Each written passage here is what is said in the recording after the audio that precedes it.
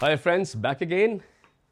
So today we are going to talk about chaos. There's theory of chaos, there's order among chaos, there's the world creation story from chaos. But if we look back at history, the whole endeavor of humanity is to find order in chaos. The dish actually means structuring chaos into order. It's a kind of a managed chaos. That's the origin of the name. It's come from the Mediterranean. It has traveled far and wide. It has got its own versions across Europe, across Asia, and this dish is called Shakshuka.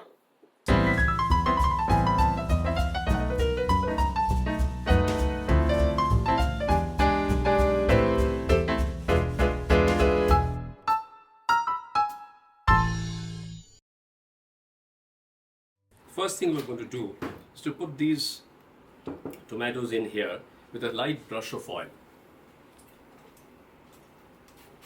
I'm going to put them in the oven and let them roast so that they are ready to get the skin to come off.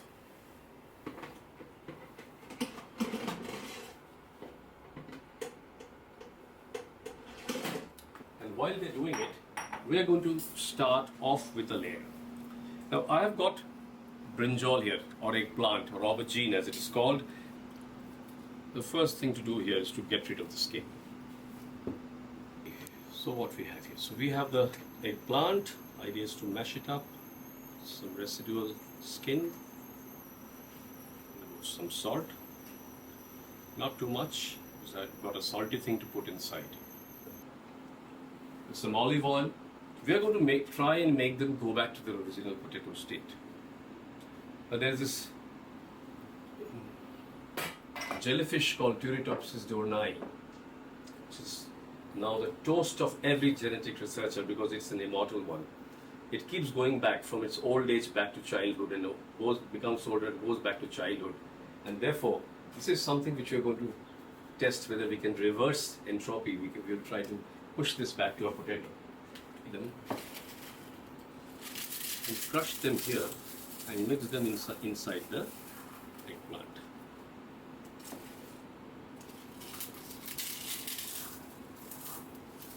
Oil has become hot enough for me to now put some jambu faran in it, shredded ginger in it now. Cumin is absolutely a staple of the shakshuka. Aubergine and potato in this to give it flavor.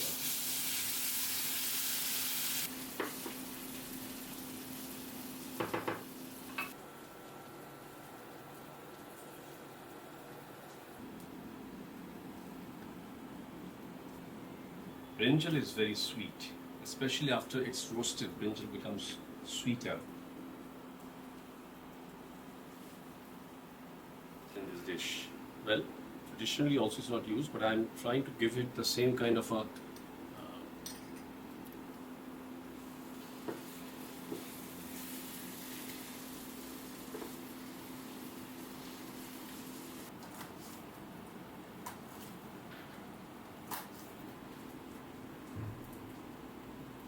heat layer.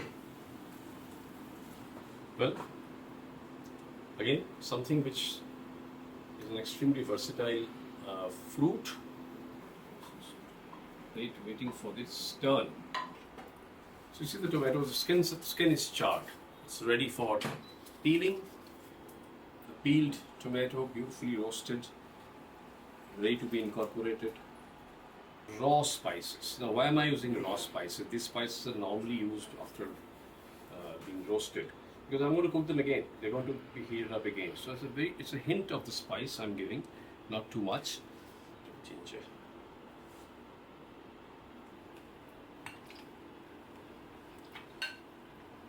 Right now, mix a little bit of a mozzarella cheese with it. So the cheese is going to be used twice.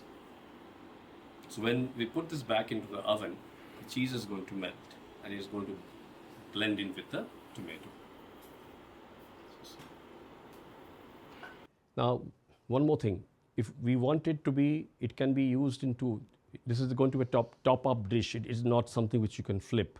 So we are not going to create it in a fashion that we're going to take it out. So no problems and no compunctions in putting the keema in.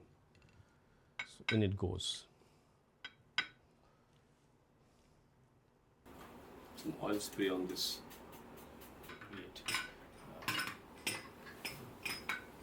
Feel like they're not really potato. So be careful, because you don't want it to press down.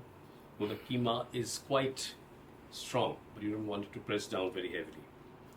A smaller pan, you can use the bottom.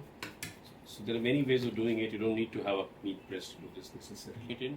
This can't be spread too much after putting in. Gone in well.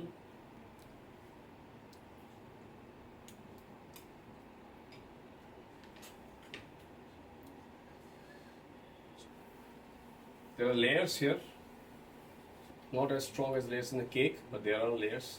So a deep brown layer below.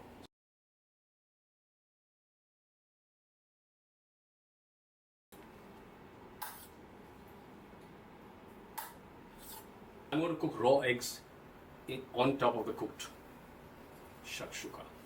Out with it. I hope it's hot enough. So out comes the blowtorch.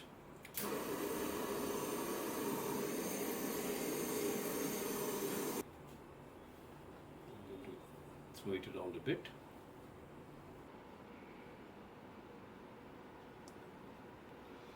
I'm going to first sprinkle some crushed black pepper. Whole black pepper at the sides.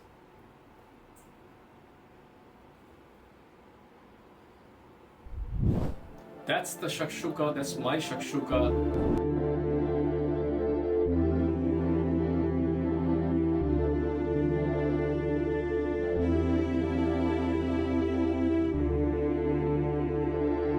Tell us how you like these fusions that are getting created, and we'll be back soon with another one. Thank you very, very much.